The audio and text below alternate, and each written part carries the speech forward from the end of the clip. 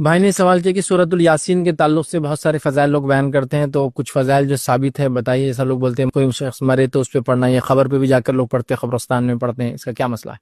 تو دیکھیے سورہ یاسین کے تعلق سے ایک فضیلت جو بیان کی جاتی ہے کہ یہ قرآن کا دل ہے، یہ ثابت نہیں ہے اندر کی، یہ واضح کر دوں۔ سورہ یاسین قرآن کا دل ہے بول کر جو روایتیں آتی وہ صحیح درجے کی نہیں ہے کوئی بھی ادر، تو لہٰذا یہ فضیلت تو سورت کی نہیں ہے۔ رہا موتا کے وقت اس کو پڑھنا، یا قبر پر پڑھنا، یا دفناتے وقت پڑھنا، یا اس کے بعد خبر پر جب بھی گئے پڑھنا، اس کی کیا حقیقت ہے؟ تو یاد رکھیے ایک روایت ملتی ہے جو حسن درجے تک پہنچتی ہے، جس میں یہ الفاظ ہے کہ اپنے موتا کے لیے سورہ یاسین پڑھو۔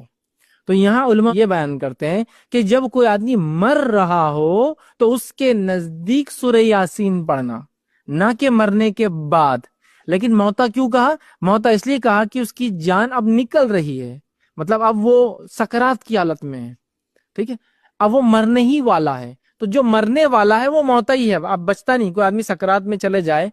یا فرشتوں کو دیکھ لے تو اب بچتا نہیں، لیکن تلقین کے لیے کہ وہ اللہ کو یاد کرے، ذکر کرے، تلقین کے لیے تاکہ وہ قرآن کو پڑھے، سورہ یاسین پڑھنا چاہیے تاکہ وہ کرے۔ تو یہ معنی میں ہے، تو وہ جو ہے کہ اپنے موتا پہ جو ہے سورہ یاسین پڑھو، اس کا معنی ہے جو مر رہا ہو یا مرنے میں تکلیف ہو رہی ہو یا سکرات کا یا نظر کی حالت لمبی جا رہی ہو تو اس کے پاس پڑھنا چاہیے، معنی ہے۔ لیکن اس کا ہرگز معنی یہ نہیں ہے کہ مرنے کے بعد دفناتے وقت یا قبر پہ دفنانے کے بعد یا جب بھی قبر پہ جائے سورہ یاسین پڑھا، چونکہ حدیث میں نہ بولے موت، تو موت سے مراد یہاں جو مر رہا ہو، جانکنی میں ہو، سکرات ہو، تکلیف ہو موت کی، تو تب ایسے شخص کے بازو تاکہ وہ یاد کرے، سنے، دہرائے، پڑھے، اللہ کا ذکر کان میں جائے، اس کے لیے آپ سورۃ الیاسین وہاں پڑھ سکتے ہیں، ٹھیک ہے۔ تو بہرحال یہ تو اس کی ایک فضیلت میں کہوں گا، یہ ایک بات ثابت ہے اس کے تعلق سے، لیکن باقی دیگر بہت سارے فضائل کہ اس کو جمعہ کے دن اتنے بار پڑھے تو یہ فضیلت، آدھی رات کو پڑھے تو اتنی فضیلت، 11 بار پڑھے، 21 بار، 40 بار، 40 دن، 21 دن،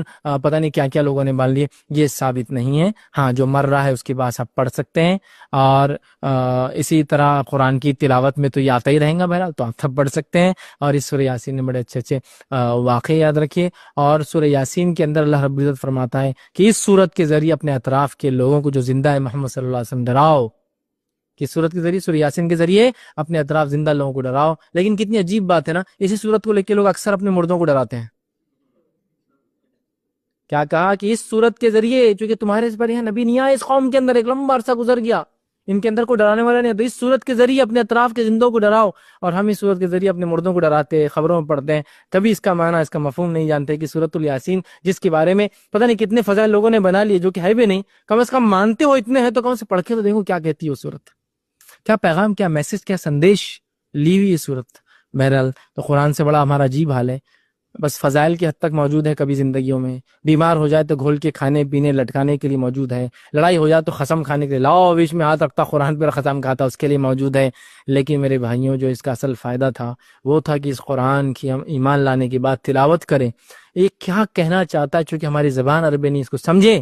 اس کے پیغام کو سمجھ کر دوسروں تک پہنچائے، زندگی میں اپنے عمل میں لائے اور دوسروں تک پہنچائے، اس کے حقوق ہے، کچھ رائٹس ہیں۔ تو بہرحال یہ تو ہم نے چھوڑ دیا، باقی سارا تو سورۃ الیاسین دل ہے، یہ ثابت نہیں ہے۔ سورۃ الیاسین کو میت قریب پڑھنے کے تعلق سے آتا ہے کہ یہ موت کی تکلیف سے راحت یا اس کو تلقین میں، قرآن تلقین میں آئیں گا بہرحال، تو آپ ایسا انشاءاللہ عزیز کر سکتے ہیں۔